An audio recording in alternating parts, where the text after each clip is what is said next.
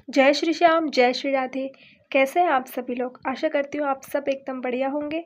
तो आज मैं आपके साथ एक नई वीडियो लेके आई हूँ। जैसे कि मैंने कुछ टाइम पहले आपको बताया था कि आपके साथ मैं भगवान श्री कृष्ण की बाल लीलाओं का वर्णन करूँगी कि वो किस तरह की लीलाएँ करते थे। तो उन्हीं लीलाओं में से आज मैं आपके साथ एक लीला शेयर करने जा रही हूँ, जो कि श्री कृष्ण और श्री राधा रानी की ही लीला है। आप सभी वृंदावन गए होंगे और सभी ने ये चीज़ देखी होगी कि वृंदावन में श्याम कुंड और राधा कुंड, 2 कुंड स्थापित हैं। उन दोनों कुंडों की महिमा काफ़ी मानी जाती है। लेकिन क्या आप जानते हैं ये श्याम कुंड और राधा कुंड किस प्रकार से स्थापित हुए थे? इन कुंडों की स्थापना के पीछे का प्रमुख कारण क्या था? तो आइए जानते हैं। एक दिन भगवान श्री कृष्ण अपने बाल गोपाल के साथ और हमारी श्री राधे रानी अपनी सखियों के साथ बड़े ही आनंद से खेल रहे थे। लेकिन बातों ही बातों में वह एक दूसरे से कुछ लीलाएं करने लगे।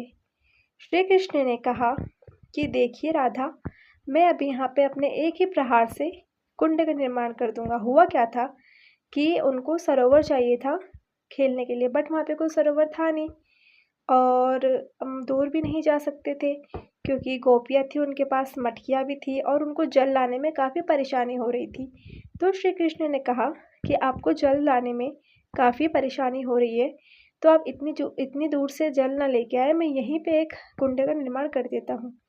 इस पर श्री राधा रानी कहने लगी कि आप यहाँ पर कुंड का निर्माण किस प्रकार से कर सकते हैं, क्योंकि यहाँ तो कुंड है ही नहीं।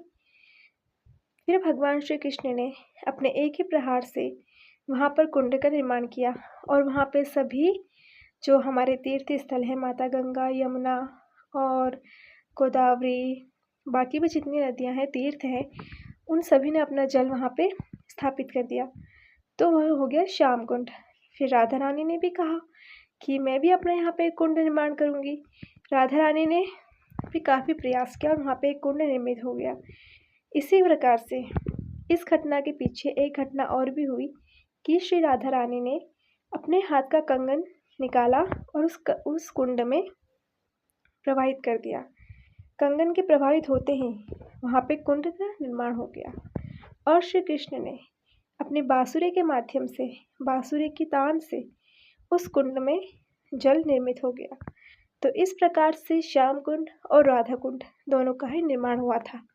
ऐसा कहा जाता है कि जो भी व्यक्ति वृंदावन में आता है तो वह श्याम कुंड और राधा कुंड में स्नान किए बगैर वापस नहीं जाता और इन तीर्थों में स्नान करने का इतना बड़ा फल मिलता है।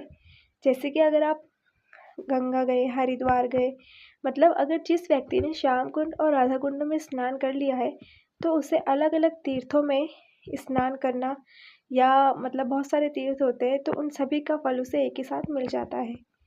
यही बात है कि अगर आप सब जगह जाओ, अलग अलग जगह ना जाकर केवल एक ही जगह आकर आपने सच्चे मन श्रद्धा भाव से श्री कृष्ण व राधा रानी का स्मरण करते हुए स्नान किया, तो उन सभी मुख्य तीर्थ स्थानों का जो पुण्य होता है वो आपको फलस्वरूप मिल जाएगा।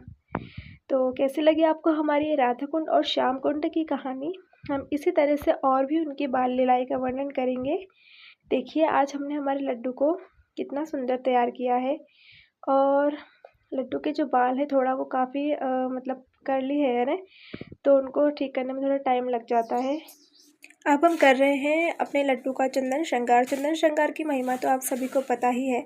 अगर आपको चंदन श्रृंगार की महिमा से संबंधित कुछ भी चीज़ अगर जाननी है तो हम आपको ज़रूर बताएंगे, बस कमेंट कीजिएगा। चंदन श्रृंगार की महिमा इतनी क्यों मानी जाती है कि भगवान श्री कृष्ण को चंदन इतना प्रिय है। तो बस हमारा लड्डू पूरी तरीके से रेडी हो चुका है। अब हम उनकी आरती वगैरह करेंगे और तुलसी पत्र में भी आप चंदन से ज़रूर या तो श्री राधे का नाम लिखा कीजिए या कुछ भी नाम वगैरह लिखकर आप अपने लड्डू गोपाल जी को अर्पण कीजिएगा। यह कार्य आप नियमित रूप से कीजिएगा क्योंकि भगवान को तुलसी और चंदन ये 2 ही चीज़ें अति प्रिय है।